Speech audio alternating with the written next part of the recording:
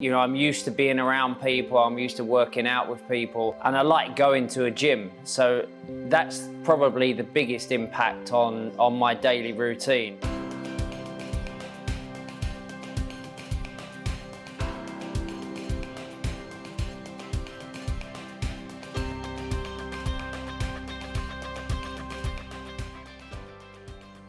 I think it's pushed me into doing different things, like, you know, working out from home, going on more walks, you know, taking the kids out to work out. You know, these things are the things that I think majority of people have been pushed into over the last year. Well, I think just like David, I think we were all greatly affected by the pandemic. I think we were all caught off guard.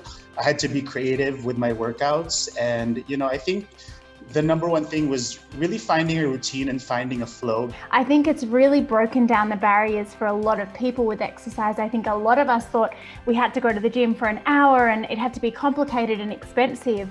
But it's been really special to see people just going out in the park with their family and doing a workout, or doing one in their living room, and being open to that and not taking it as, I suppose, as seriously and having fun with it. I think that's so important. We often get caught up in taking everything too seriously, and our fitness routine, it shouldn't be something that we dread or we don't enjoy. It should be something that we love. So it's been really special to see people really enjoying it and doing it with their family. Working out in my living room and watching Netflix in my living room, I would choose Netflix all the time.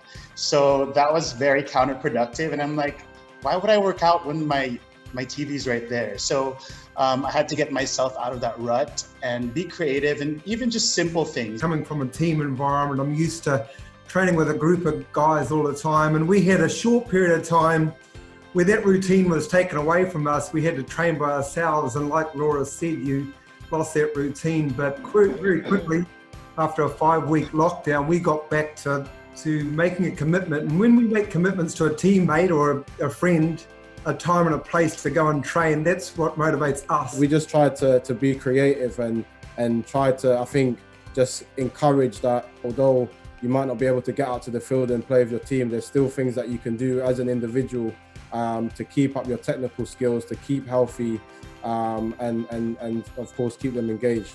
And also giving us a bit of routine. I know for me personally, I'm usually super motivated, but during lockdown I had days that were really down, and I'm not used to feeling down, but I found that if I got up and I did my workout in the morning, and at least I did that, I'd accomplished something for the day, and that really helped me through. I think one of the things is we all get caught up in life, and when we get caught up, that's when we tend to lose focus and we lose our routine, and we lose sight of the things that are important to us. That's one great thing this pandemic has done, is it's given us a lot more time, and it has let me bring back the focus in my life. When you've got time on your hands and all you have to worry about is working out, drinking the right tea, eating the right food, drinking enough water as possible, everything's great.